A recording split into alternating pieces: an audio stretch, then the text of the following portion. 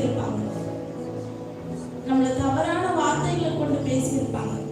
ஆனா தேவனுடைய கிருபை நம்ம மேல, தேவனுடைய அன்பு நம்ம மேல இருந்ததால நம்ம இன்றும் அழிந்து போகாமல் இருக்கிறோம். அவருக்கு ஒரு நிமிடமும் நன்றி சொன்னாலும் பத்தாது, ஒரு நொடியும் நன்றி சொன்னாலும் பத்தாது. இடைவிடாமல் தேவனுக்கு நன்றி செலுத்துவது நம்மளுடைய பாக்கியமாக இருக்கு. அவர் நம்மளை கைவிடாமல், நம்மளை புறக்கணிக்காமல், நம்மளை கீழே தள்ளாமல், நம்மளை அன்பாக நேசிக்கிற ஒரே ஒருத்தர் இந்த உலகத்துல அவர் மட்டும்தான். வேற யாரும், எந்த மனுஷனையும் நம்மளால நம்ப முடியாது.